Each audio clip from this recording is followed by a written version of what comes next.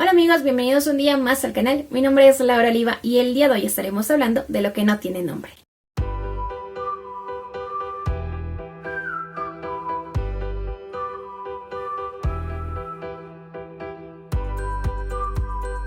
Lo que no tiene nombre es un libro escrito por Piedad Bonet. Fue publicado en el 2013 y se trata de una lectura demasiado estremecedora. En este caso nos encontramos con el relato de la propia autora, quien nos cuenta el suicidio de su hijo. Daniel Segura Bonet, después de más de 10 años de pasar con una enfermedad mental, la esquizofrenia, decide terminar con su vida el 14 de mayo de 2011 a los 28 años de edad.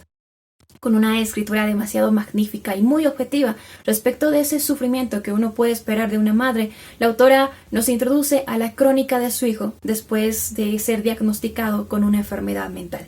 Acompañé esta lectura con algunas entrevistas y conferencias que fui viendo de la autora, en la cual nos comparte un poquito de la construcción de este libro, de cómo fue escribirlo, y que prácticamente nos dice que para ella significó el único medio que tenía, que conocía para expresar aquello que sentía. Tal vez en ese proceso encontró un poquito de consuelo. Este libro nos cuenta la lucha y tal vez la derrota de su hijo, de Daniel, y al mismo tiempo incluso de una forma muy sutil, llega a ser un tanto crítica con algunas cosas muy específicas, entre ellas esos estándares tan altos que se suelen poner sobre los jóvenes en cuanto a lo intelectual e incluso a lo físico, y también al sistema médico como tal. En los años 2000 aproximadamente, Daniel empieza a tomar un medicamento a raíz de que empieza a brotar en su rostro acné, y es un tratamiento que para ella prácticamente es el detonante de la enfermedad mental que él ya años posteriores empieza a tener. En ese sentido, debo decir que efectivamente siento que a veces los estándares de belleza son tan altos que obligan a las personas a tomar tratamientos que tal vez podrían evitarse. Él fue tratado durante todo este tiempo por psicólogos y psiquiatras que lo fueron ayudando, y no quiero entrar como que en conjeturas de decir que tal vez esto pudiera evitarse porque no lo sabemos. Sin embargo, la autora nos esquematiza muchísimos errores de estos profesionales. Entiendo que hay una relación de profesional-paciente y no quiero cometer un error al decir esto, pero creo que necesito hacerlo. Pero no sé hasta qué punto esta relación de la cual les hablo, o sea, esta relación profesional, tiene que ser tan distante para que no te des cuenta que Daniel estaba pidiendo ayuda a gritos, que Daniel realmente lo estaba pasando mal.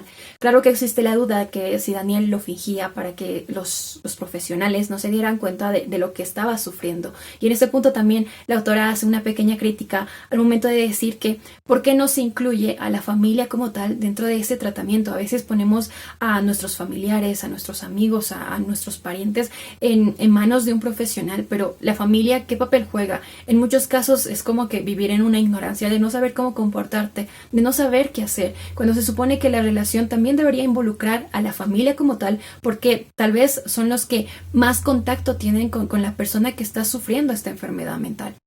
Y bueno, hay muchas cosas que la autora nos empieza a contar dentro del libro que son demasiado estremecedoras. Dentro de esas líneas, incluso la autora nos invita a ser más empáticos con las personas que están sufriendo o están padeciendo una enfermedad mental. Daniel mantuvo en secreto durante todo ese tiempo que tenía esquizofrenia, que tenía una enfermedad mental, porque justamente recibió un rechazo de una de sus mejores amigas.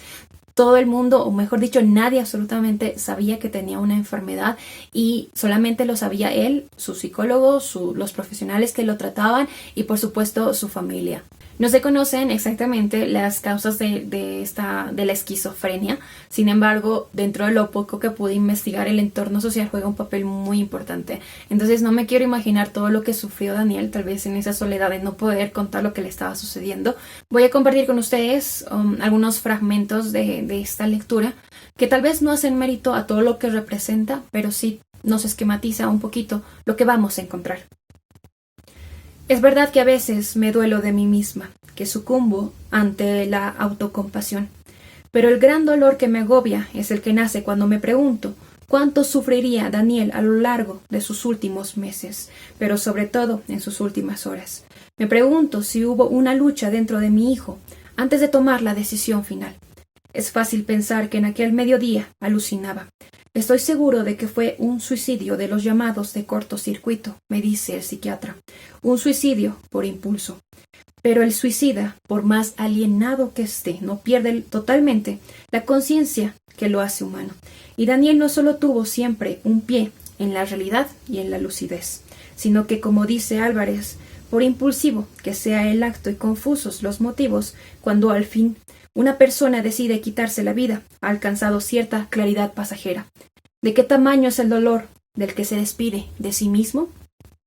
Ya no tendría que enfrentar responsabilidades agobiantes, ya no tendría que guardar un secreto, ni sonreír de manera forzada, ni tendría que ser exitoso a pesar de sentirse lejos de todo o temeroso de todo, cansado, confundido, abatido por saber que estaba condenado para siempre. Ya no tendría. Comprender de qué magnitud sería la liberación quizá le dio la paz momentánea y la fuerza para abandonarse y abandonar el mundo.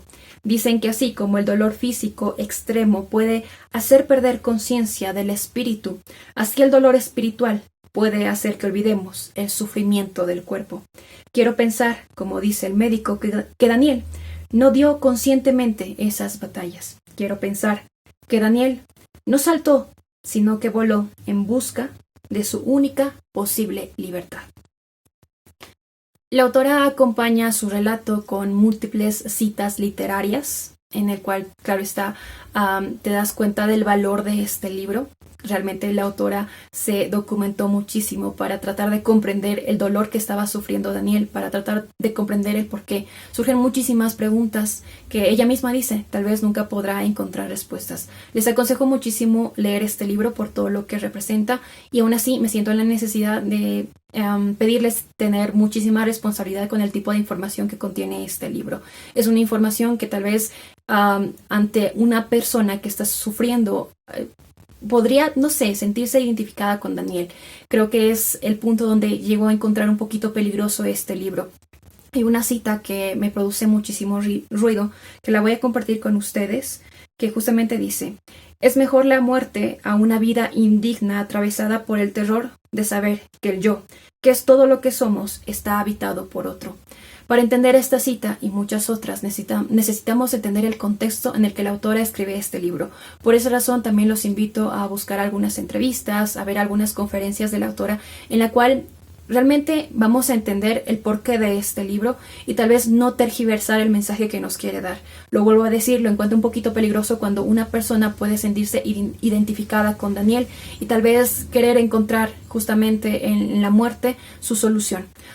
Lo vuelvo a decir, les aconsejo muchísimo leer este libro, pero sí tengan mucho cuidado por todo lo que representa. Y bueno, hasta acá el video de hoy. Esa fue mi experiencia con este libro. Lo vi recomendado en el Instagram de El Librero de Valentina. Me llamó la atención la portada y cuando leí la sinopsis fue como que esa necesidad de leer este libro. Sí fue una lectura dura, lo estuve leyendo en formato digital porque no lo encontré en físico. En Amazon está como en $10 aproximadamente. Los invito a leer, pero asimismo también les hago como que esa recomendación de que tengan mucho cuidado con la información que contiene este libro.